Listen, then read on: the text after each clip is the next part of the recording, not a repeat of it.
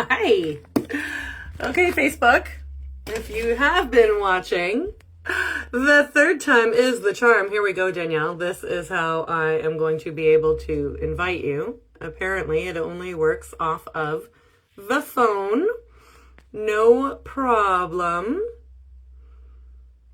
So, as soon as you come as a viewer, we'll be able to do this. And maybe I can go sit in a more comfortable chair.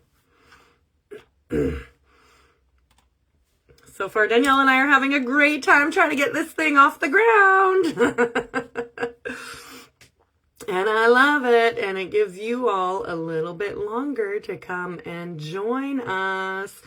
Powerful tips for raising powerful girls. So Danielle and I met on my podcast, and I instantly fell in love with her, as I do with most of the people I meet on my podcast. But really, like, we have just so much in common, and the depth and appreciation for the work that we're each doing is so complementary to one another that it just makes so much sense to have another conversation here to share with you who are raising or in around young girls, and empowering them and finding the way to heal yourself as well. Invite viewers to your broadcast. So now, Danielle, you should be able to join. You see a little join button, and I'm trying to, allow them to broadcast. Allow the audience to participate. Share broadcast.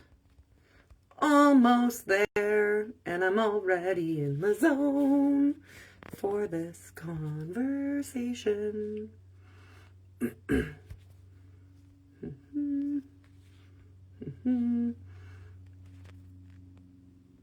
So it is ready, Danielle. There should be, I'm trying to invite you, but I think you have to ask somewhere in the bottom on the live video, probably on your phone too, Danielle. You're gonna have a send request. Here we go. Bring them on camera. Add. Beautiful. Technology. So good. I love it. She's coming in. She's coming in. Oh, there. Gorgeous. We made it. Oh, it'll be easy. No problem, she says. Oh, no worries. Apparently nobody's here right now anyway, which is fine because you and I are going to have a party regardless. Yes. I just got to adjust my, I was on my computer. Yeah, I know. Maybe I should change to my phone too. It would be nice to be able to do it off of the computer. Can't get everything we want, you know? Everything, right? Maybe what I can do is create a little mini phone stand as well. I'm so good, Danielle. How are you? Hello, beautiful, darling angel, powerful woman. I am so excited to be here. I am so excited for you to be here. I am so excited for this conversation and for everything that's been going on with you this month. It's just going to be so jam-packed. Yes. And that you are standing loud and proud in your new last name is super exciting. So, my darling viewers, Danielle just got married recently-ish. Yep. And her legal name is now here, and Danielle LaRose, it could not have been better suited to you and to what you're doing in the world. So I love it. It's just fantastic. Thank you. It's a good name. I just, you know, I'm not up to speed yet. I'm like, I don't know who I am. I feel a little lost, you know? I'm like, I lost one part of my identity, you know? It's kind of weird. Yeah, a name change is a rebranding. Yeah. For sure. For sure. Super. Well, let me just give a little intro about you to my world of Facebook out here. So, I was mentioning that Danielle and I met through my podcast. Yes, I have a podcast. If you don't know, you've been under a rock since January, my loves. Fine. I'll be sure to tell you all about it if you ask. Yes. But Danielle and I met, and it was just so crazy because, crazy good. I collected applicants in January, and we're now well at the end of May. And so Danielle had come in January, and then we recorded in May. And we were sort of like, oh yeah, kind of remember, distant this, that. And we both are using Powerful in our business. We're both about empowering females of different age demographics. And I really find that our businesses are so complementary. They're two pieces of a whole. And so the reason of having this conversation and offering it to this audience, to you guys on Facebook, is just because Danielle has such a huge heart, and what she's doing is so personal to me because I'm raising two girls, and just for the female revolution that we're moving into. Oh, I'm already going to start crying, as an opportunity to talk about really what is that? What does that mean? And how do we play our role in that global and, multi-generational change that's happening, and how we do that for those who are coming after us, and as a result, gain our own along the way. Boom. Boom. Boom. So good. Yeah. So that's what we're going to do today. So Danielle's going to walk us through, some of her passion and her programs and the different things that she's doing to be a part of that. And we're just going to go back and forth with each other on this hot topic. Yes. And I'm so excited. And also, for anyone who isn't watching, if they have been living under a rock and they haven't listened to the podcast yet, what are you doing? It's so good. It's so good. Thank you. Thank you. Super. So Danielle, tell us about Pretty Powerful Girls. Whew. Okay. Yeah, so I'll wrap up my story quickly because it's on the podcast. Go listen. But so I went through my whole journey of figuring out how to love and appreciate my body, because like most girls and women, that was a struggle of mine. And so then as I was getting older, I was like, okay, but I don't want another woman to end up 25, 35, 40, whatever number you want to throw out there. I don't want another woman to end up at that point and be like, I wish I would have known this. Mm-hmm. I wish I would have learned this, right? I remember when I started getting into entrepreneurship, my eyes were open to personal development and happiness and choices and habits and all these things. And I was like, I was never taught that in school. Why didn't somebody teach me that, right? And my parents knew what they knew. And so I found myself just constantly saying I wish I would have known. And so I'm like, well, why are we just going to all keep wishing we would have known? Why don't we do something about it so the little girls don't ever say that? They get to be like, no, I knew that. I knew how to do that. I know how to choose confidence. I know how to love and respect my body. I know how to, create a wellness strategy. I know, right? I want them to know and be confident in that, And so for me, I started obviously doing lots of research and stuff and realizing mentorship programs are so huge. I volunteered for lots of programs for girls, and it was so good. And I loved everything that we were teaching. But what I realized was that if mom isn't involved, mm-hmm. our words aren't as powerful. They're so powerful. What I say to little girls is important. But if I can help mom also create the strategies, create the systems, create the habits, create all these things, and then pass them down, that's where the true magic and power happens, because research shows that how a mom thinks, how she talks, how she acts, how she carries herself, all the things is most important for a little girl, regardless of, I know we're all oh, social media influence, and it's very important, okay? I'm not diminishing that. But we all worry about social media, and we worry about, the people that they're following, and singers and actresses and all the things that they're trying to aspire to be like. But the research actually shows that it's mom that has the most power when it comes to those thoughts, influence, and things. So we created a program where instead of it just being for girls, it's for girls and moms to do things together, to build those habits, to build those strategies. And it's fun because then even like older, you know, women are like, I don't have a daughter, but I need to learn some of this stuff. And I'm like, I know, right? Like we all do. So it's really, really cool. So that's kind of what we're doing in our program, is building that bond between mom and daughter, because it also gets difficult, as some of you may know. Those middle school, high school years, me and my mom were, right? But so we understand that. So we're trying to create that bond and that open communication that starts fizzling out a little bit sometimes. So yeah, so that's what we're doing here. Yeah, and it's such important and beautiful work. And like, again, already, it's like so many things to just pull out of that. You know, the big thing on my heart is to be the example for the two girls in my life so they can see what that actually means, to live it myself. And in doing so, I can fulfill like my own destiny as a result, right? And that is the beautiful thing. That is like the full cycle, holistic, most healing part of it, where I'm walking the walk. I'm not full of shit. I'm fully leading by example, and it's being mirrored back to me. There is few things in the world other than the close relationships of like family or you know, partners or children, especially because they're such blank canvases. And this is what you were speaking to is, you know, I'm going to use the garden analogy because it's blowing up inside of me in so many different ways, and this is a perfect application of it. Let's plant some seeds in some sand and put them in a shoebox and under the bed and never give them water or sunshine. And that's just what they're going to know.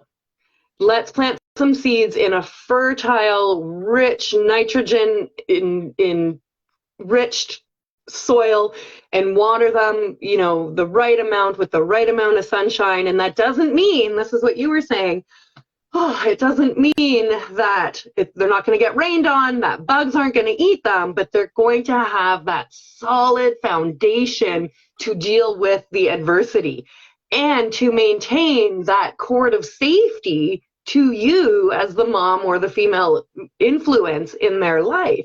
And that is so healthy for everybody. And then it's healthy for the world because it's more love. It's more like knowing of who you are and being unshakable. And I don't mean it even in like this gold Olympic level of being unshakable. It's just in having confidence, like healthy confidence of who you are and what you are.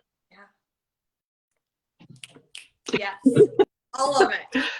All of it, right? So how do we do that then in this combined relationship? And this is what you're offering is the how to do this so that we don't necessarily have to come up with it on our own and or throw spaghetti at the wall to see what works, that we can follow a thoughtful, well-researched, experience-based program that is going to have a lot of creativity and guides and activities for you to do that can maintain that bridge and bring that healing, like I said, to yourself, because you're going to learn from, you know, presumably your daughter or niece or whoever, but presumably the mother-daughter relationship. You're going to learn a lot about yourself as you're showing up, how to, you know, try and collect less of the stickiness that we collect as we age. The stickiness. I like that. Yeah. Less of the stickiness, right? It's not like sticky free. No. Yeah. If anyone has sticky free figured out, like hit me up, DM me. I'd love to know. Yeah, it's so true. You know, I've had like this aha moment like recently that I've been coaching my clients through of, you know, it's so interesting to me that we always say we have a yoga practice, right? So even like the biggest yogis in the world are always like, yeah, it's my yoga practice. I get to practice. And I just started thinking about that more. Like, that's very interesting that yoga has a practice that they never get perfect at, right? It's always a practice. And yet every other part of our life, we don't call it a practice.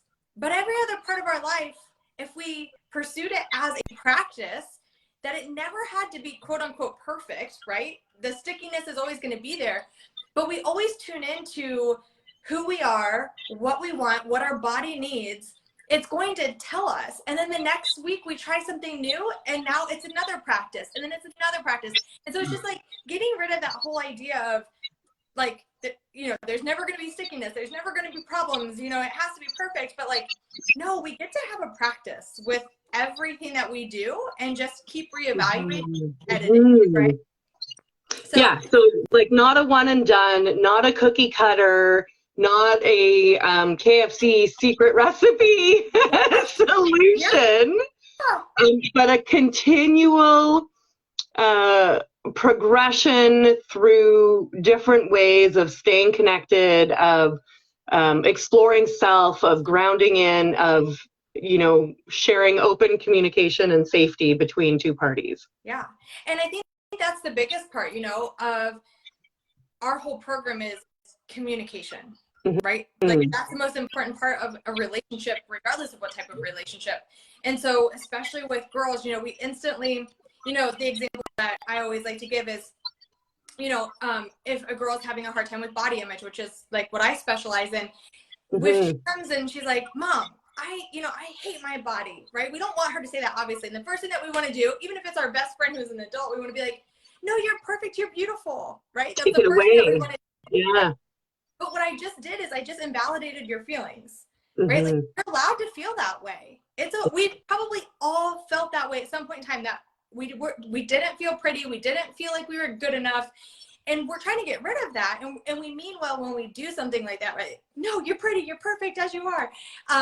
But like what we did is we automatically shut down, because our first response, even as adults, is no, I'm not. I'm ugly. I hate, you know, like we instantly go to like, don't tell me that, because that's not how I feel. And so it's really important, like in those situations, that we have that open communication to say, okay, tell me why you feel that way. Yeah. What does pretty mean to you?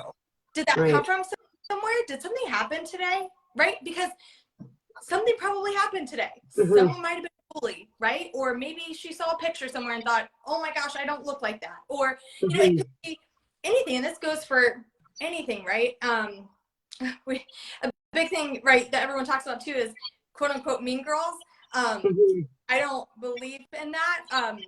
We have girls that have big feelings who don't know how to express those feelings and have never been granted the opportunity to express anger, frustration in a healthy way. So we hold it in, and then we do that like side, like snappiness, you know, that people don't like because we don't know how to express it properly. And so what I like to tell the girls when they start talking about mean girls is actually mean girls are probably very sad girls. Right? Yeah. So have you ever been in a situation, right? We go through the conversation, and have you ever been in a situation where you might have got a little snappy with someone that didn't feel good to you, but you know, you did it because maybe you were sad, or maybe you're having a bad day, or maybe someone said something to you, right? So it's always those, like, the biggest part for us is that communication with mom, with us as mentors, is never shutting down. We never stop the conversation. We normally, at our time at the end of our meeting, we're like, oh, okay, we gotta go. But we always just let the conversation just like go where it goes, and let them just talk, because more than anything, like, they just want to be heard. Just like they just want to be heard. Yeah. So it's that key part of not shutting them down, not telling them, no, we don't say that. No, we don't do that. No, we don't. No, you're beautiful. It's tell me more. Tell me more. And then we get to the solution, right? So that helps her feel more in control and helps her feel more confident, and that you actually care and you're listening, right? So same with social media. I know the first thing with social media, and again, I'm not a mother, but I know a lot of moms, first thing with social media is, oh my gosh, it's horrible. Put it down. Why do you care about that? That's a dumb dance. Why are you doing that, right? But that's the world. That's the world they're living in, and that's what's most important. So it might help if we just say, okay, why do you love this so much? What's your favorite part of this? What feels good to you, right? Even though inside you're like, oh my gosh, this is crazy, right? But instead, like, if you tell them, then they're not going to be so upset, right? To tell you, like, well, there's a difference between, you're freezing up a little bit, a difference between I think your energy's so high that your camera's like having a hard time keeping up with your speed. A difference between wanting to like think that we're fixing by reassuring, but really and the intention is good, but it's like you say, it's placating over and jumping to try and fix or force a fix. And then what are you doing? You're making it about you. In all of what you just talked about, you're making it about you and about how you think, what you feel about that, what you wish you could take away from yourself at that age, instead of creating the space to explore that, but not get lost in it, not get all the way down the rabbit hole where it becomes your entire truth. And so this is a tricky maneuver because you have to differentiate between existing thought patterns and beliefs that we have, typically older because we collect more and more of them as we go, and separating that in yourself first as to why am I trigger reacting to what young child is saying? What is that bringing up in me? Now, am I projecting that to them? And then we have to recognize that they don't have all of the stuff that we have now. We're adding all kinds of meaning to it because of us, right? Instead of, well, it's just this pair of shorts is too tight. And so I feel fat in them because I am fat in them. They're too small. Yeah. Oh, well, let's go buy some new shorts. No big deal. No, not fat. No, no, no, no, no. And so this is where it's so helpful to have conversations like this and get outside help in order to be able to start to see those distinctions, because especially when it's just what we've always known, we may think we know what's best and our hearts are definitely in the right place, but as we already said, we're always learning and we don't know what we don't know. So take us into some of the programs that you deliver, like you're in schools, you have the box, you have one-on-one counseling, like you have a lot going on in the business. So take us through what some of this actual work could look like. Yeah, so our main program is our virtual Pretty Powerful Girl program. So that is a quarterly box. So it comes with like fun girl empowerment products, books, notebooks, shirts and headbands and all the things. Like we unpack them full of stuff. And each one comes with we call it your power playlist. So it's your challenge for the next quarter. So you do 3 things every month. So our whole year is mapped out with different focuses, right? So last month was friendships. This month is self-care. Next month, we got influence next month. Talk all about how we influence others and how we want to influence the world. So every month is focused on a topic. So we also have an online portal. It's our power portal where they get power talks. So these are our TikToks, but like powerful messages. So we talk about the topic, like what to do if a friend says they don't want to be your friend anymore and what to do, right, in different situations. And then we have a mini podcast. So all this is exclusive for them, like in their portal that they have access to. Through the membership, So they have, we do 5-minute like podcasts where we just talk, we have 2 mentors, so myself and my partner Devin. And so we talk about the things as just normal women who don't have children. So like things that we've experienced when it comes to friendships, things that we experience and what we like to do for self-care, and, just being real and honest and just telling, like, we keep it real with them. Like, we don't have it figured out. Adults, they might seem like they got it figured out. We're all figuring it out. So we like to just really like keep it real with the girls. So we have that. And then every month we do a live workshop with the girls that is virtual, where they hop on with just the mentors. It's them alone, no moms. Because as much as they love their moms, they also love doing things that doesn't include their mom. So we offer that with them as well. And then we do We have a mother-daughter retreat coming up in a couple of months. So Wow. it's so good. Mom-daughter comes. We spend the weekend together doing workshops, doing partner yoga, all the things, and just really building up that communication partnership. And then they get to meet girls from different areas, so girls that are different than them. And then it's also nice because then, you know, they're not coming in with like their best friend and now they know that crew and they, you know, school. Yeah, yeah. Yeah, Everybody's kind of clean to each other and kind of bonding through the event versus having some pre-existing. yeah. Yeah, right. Yeah, amazing, amazing. And And then, like some, yeah, keep going. Yeah. oh, I was just gonna share. Then we do the workshops. Where the workshops sometimes moms included. We do mom and daughter workshops, and we also do workshops for just girls, live in person. And we kind of let the girls like lead us to where it needs to go. For example, we were just doing our virtual mentorship, and the girls brought up Mean Girls and how some places have their burn books already in 4th grade, and how they do different things. And we're like, okay, we get to hear more about this, and we get to address this before we go back to school in August. So Yeah. everyone can sit with us is our theme for August, and so we're going to do a whole workshop around that. So Okay. that's what we got going on. That is so beautiful. So it's really, you know, as you said, walking the walk of the listening and responding and figuring things out in a partnership versus a dictatorship. Yeah. Which is huge. Yeah. And which then, is huge. Like, our goal, especially with the Mean Girls, is to hear more about what's happening and then to take it to the moms, obviously, because moms oftentimes don't really know what's happening because sometimes girls don't want to share. So not that we share like individually unless it's a safety and they need to know, but more of like, hey, we're hearing that this is happening. We don't know if you all are aware of this, but here are some ways that, you know, and we have a therapist on our team as well who provides extra support for moms and can, you know, share like, hey, here's some ideas and conversations that we can be having about what to do if you are a mean girl, what to do if you experience a quote unquote mean girl, what does mean girl mean, you know, and just, you know, just going through that whole thing. So yeah, we try to bring it all around.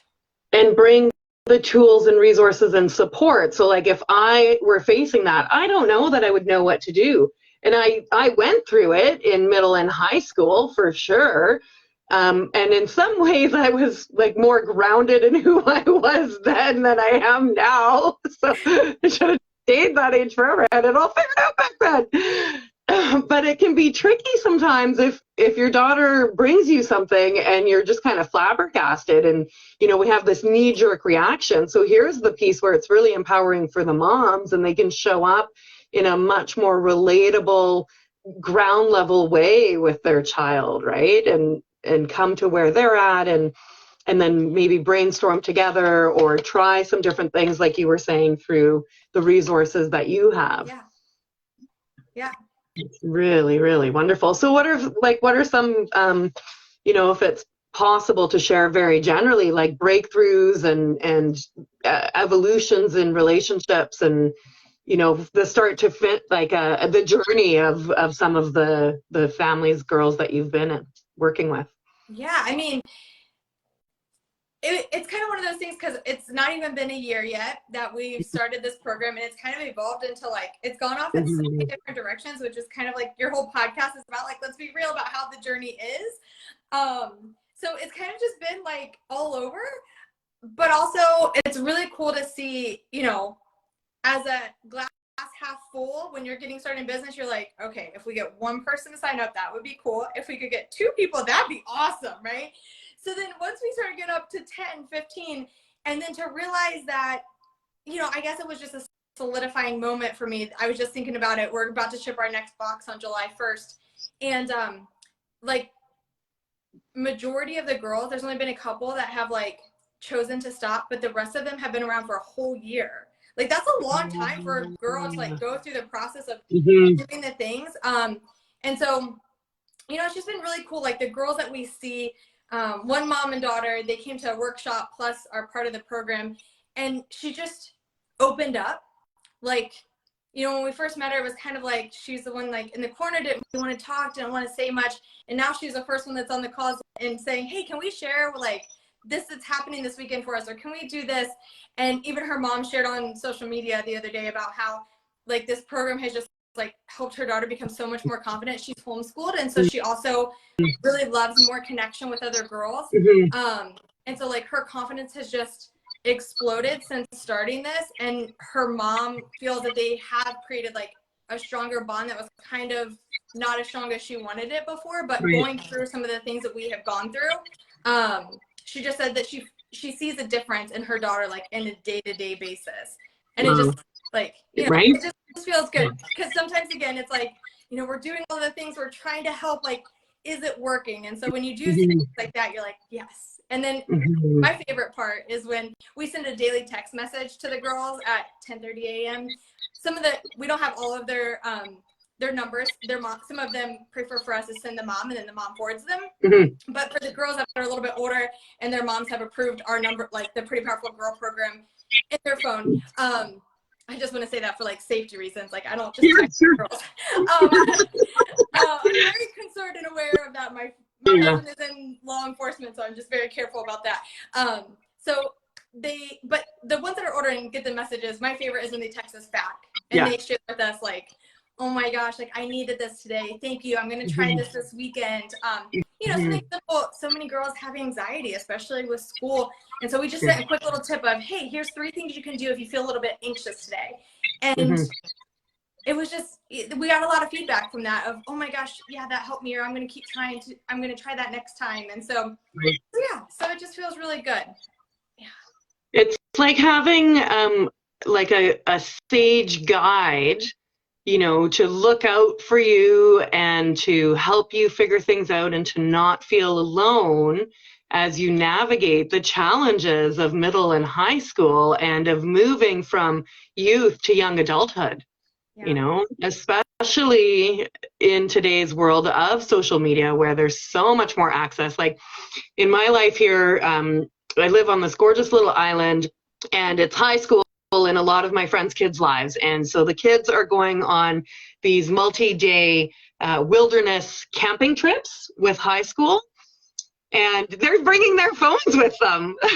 So somebody's kid was getting close to the US border and it's pinging and they're getting charges and it's becoming this whole event. And I'm just like, you know, when I did the West Coast Trail as one of them, like you had a disposable camera. That is what you had. And it's such a contrasting and, you know, reminder of how the times have changed.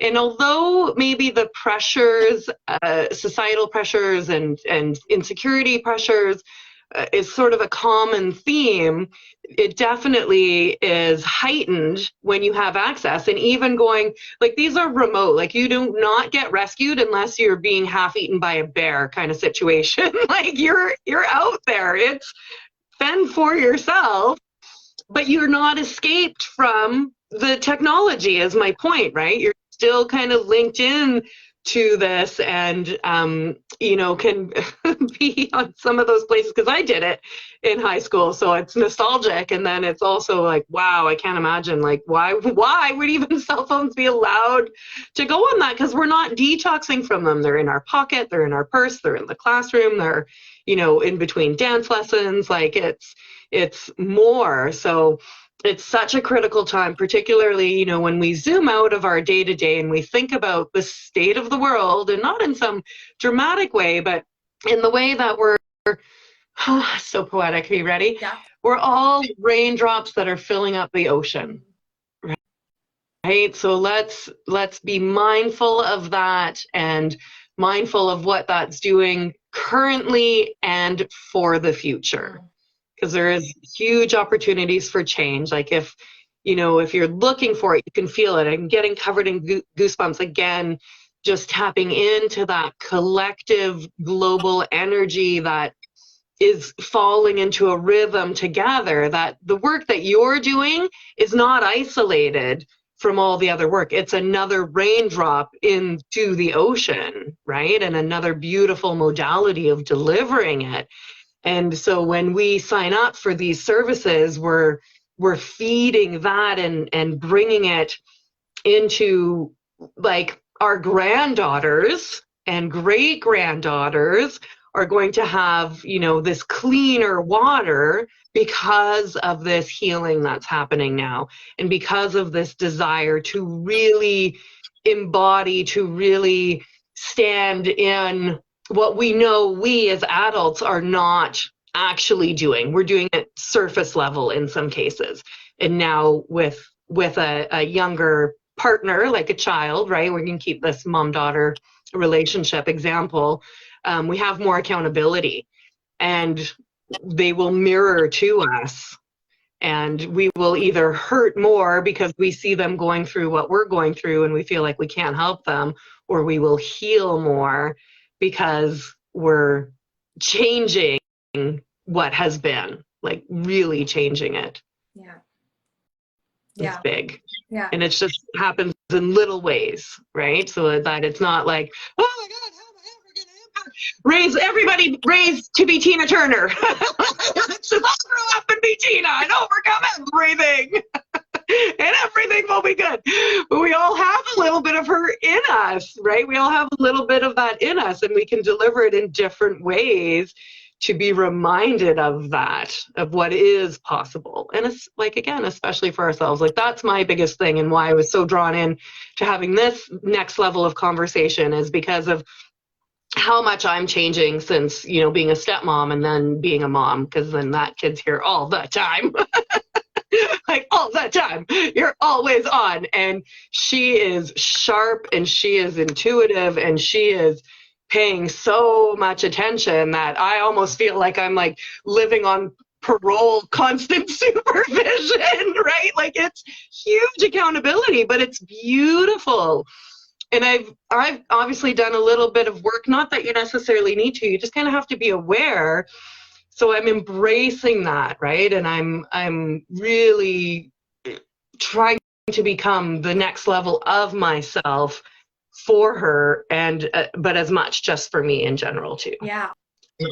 Yeah, I love that, because I know moms want to do so much for their kids, but sometimes it has to come back to you, right? Like you have to do it for you too, because what would you want your daughter to do when she gets older, right? Like, yeah, you would want her to do things for her children, but also you probably want her to do things for herself, things that bring her joy, things that make her passionate, things that, you know, like for her to have that belief. And so she's looking to you of like, what are you doing, right? That she gets to follow and be like, oh, okay, so like that's how a successful, positive, happy woman, you know, walks and talks and acts, and not perfect, right? Like we don't need to show her perfection, because she, like you said, right? Like what was it, stickiness, right? We're all gonna get the stick, right? The stickiness. Right? It's gonna happen. And so if we just put on this facade of like, mom's perfect, I have no negative thoughts, I have, you know, all these things, and it's all just about you, and nothing should be about me, it's about you because you're my kid. Like she, you know, she sees that, and then she feels like that's the expectation, is then you put everyone else above yourself. You know, you have to be perfect, you do have to be put together. So it's not about being perfect, it's about being real, right? It's about showing up as yourself and taking care of you, and constantly asking yourself, right? Like even me, I'm not a mom, but I often find myself, especially with these girls, I'm like, the choice I'm about to make now, would I want her to make that? Would that be healthy and good for her? And if the answer is no, right? Because I coach a lot of people through health and fitness.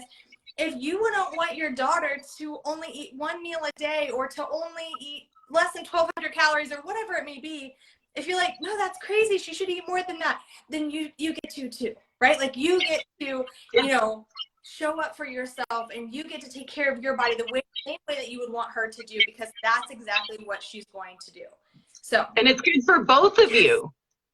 And it's good for both of you. And so it's not a like, I have to sacrifice myself for them. It's like, I have to take care of myself for them so that they take care of themselves. Because if I don't want my kids to repeat all of my mistakes, then I need to come right with myself around my mistakes.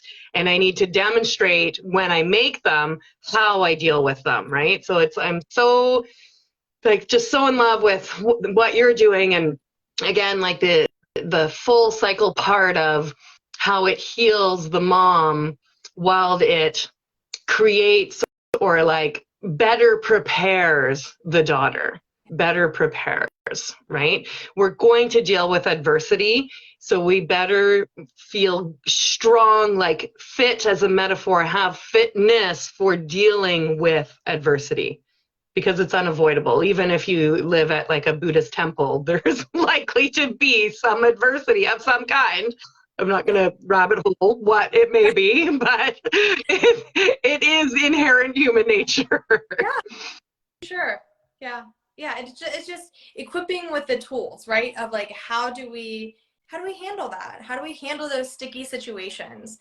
And by being the example of that, but then also reminding ourselves as adults of how we get to continue building our confidence, right? Of knowing our values, knowing that we can trust and believe in ourselves, knowing our passions, our purpose, our priorities, and then having that conversation with girls, right? Like what are your hobbies, right? And moms obviously already know the answer to that question for most of their kids, but like, why do you enjoy doing that? What's so cool about it, right? Like, and just asking those questions to help her figure out what are her values. Yes. What are her beliefs, right? Like if she could volunteer right now, like what would she do? Would she go play with dogs at the Humane Society? Would she go feed the homeless? What would she do?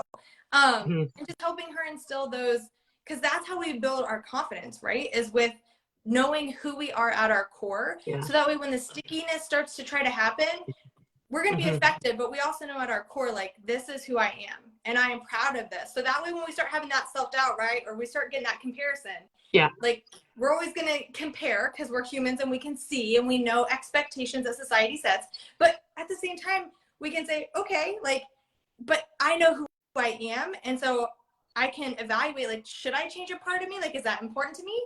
Or do I love this part of me and I'm going to stay firm in this and this is cool for me, right? Yeah. And that's where that confidence is built. And so that's what we're trying to do too for moms and girls, of like, let's know what those values and beliefs and priorities are. And right now, I mean, they're so young, they don't even probably understand what we're getting at, right? But we talk about some of those things and like, you know, and so then hopefully long term, you know, it comes back and they remember who they are at their core. So to plant those seeds now is truly a once in a lifetime opportunity. Yeah. Because it is, the garden is fresh now. Yeah. The garden is young and ready now, and being very intentional, being a very like wise steward of that garden, the garden of the child. Yeah. is an incredibly powerful thing. And yeah, it's again just that once in a lifetime opportunity. You know, if I could take back, like if I could be my own mom, not that, like my mom's fantastic, she's super awesome, and it's been great. But I've been able to learn from her and then, you know, roll that forward, like expand on it and expand on it. And that's my goals for my two, right? For Mila and Georgia's, for them to see even more than just what's in front of them, and to become more robust and have a greater perspective that's, like you said, anchored into a core. So, so good. And then they'll do the same. And then the next ones will do the same. And then they'll do the same. The next one. Yeah, like the ripple, right? And it'll get bigger and bigger and bigger. And that's, you know, you guys, that's the generational change. That's the global impact. That's the legacy.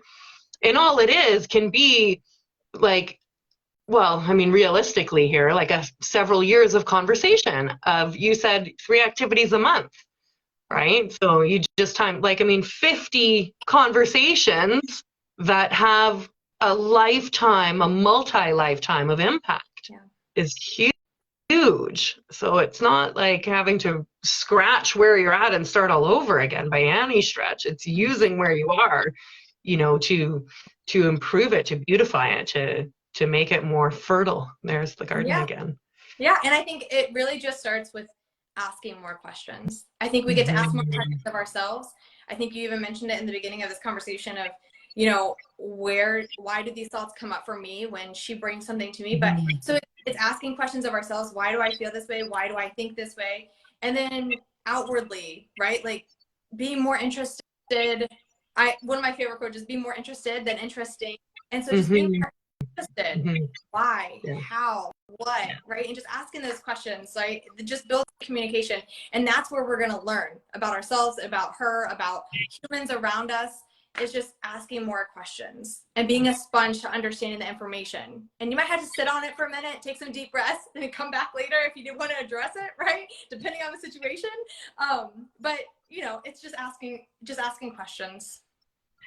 And having a plan to follow, and like, you know, like an accountability in it, so that you don't lose it, in between, right? That it stays at forefront. So say if we were going to subscribe to the box, you place it somewhere symbolic so that it doesn't just end up on a shelf, you know, forgotten about, and then, oh, the next one comes, and they haven't been opened.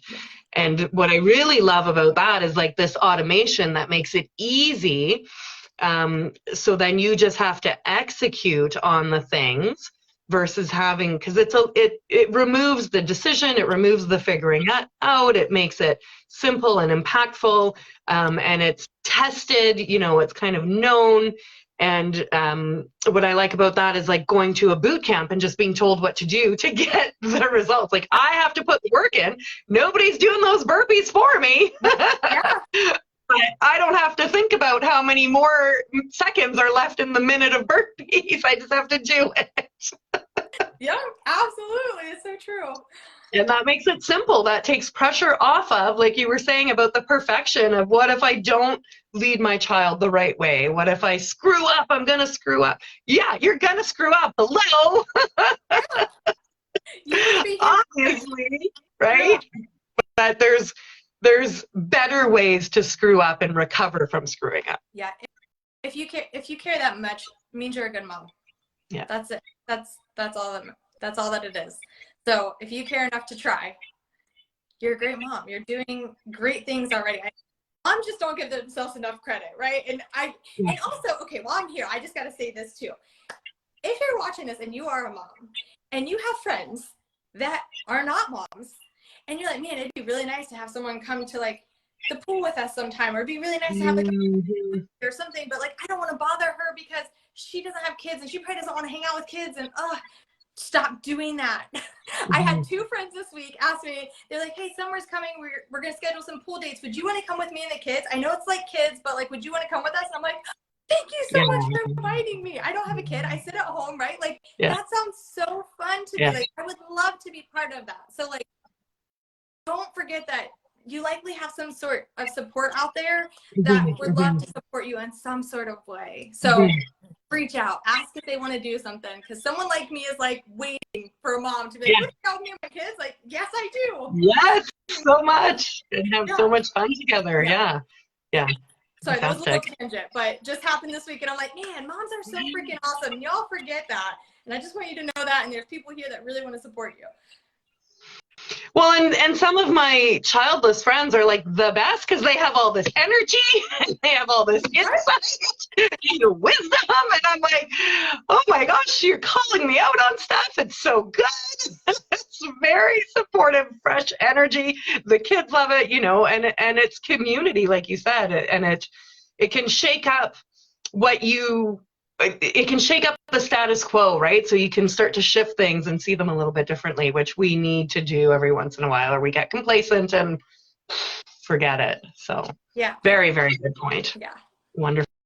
Well, look, Danielle, I'm so grateful for you to join me on here. I think we're just going to keep having, you know, conversations and evolutions and kicking our businesses into the next levels and impacting the world and taking over everything everywhere. And I'm just so thrilled to have another chance to hang out with you, and I look forward to more, and we'll share your links out here, and we'll see you online and in person and all around. Yes. Thank you so much for tonight. This is so fun. I love talking to you. You are brilliant, and your podcast is so amazing. Like seriously, so amazing. I'm obsessed and just love. I love your passion, everything that you pour into it, and the stories that are shared are just so powerful. So keep doing your awesome work because we need you. And my little girls one day, well, maybe one day be on your podcast. Yes, I would love that. Love it. Done. And so it be, or whatever the saying is. All right, my love. I'll talk to you soon. Thanks again so much. Have a great rest of your night. Goodbye. Bye.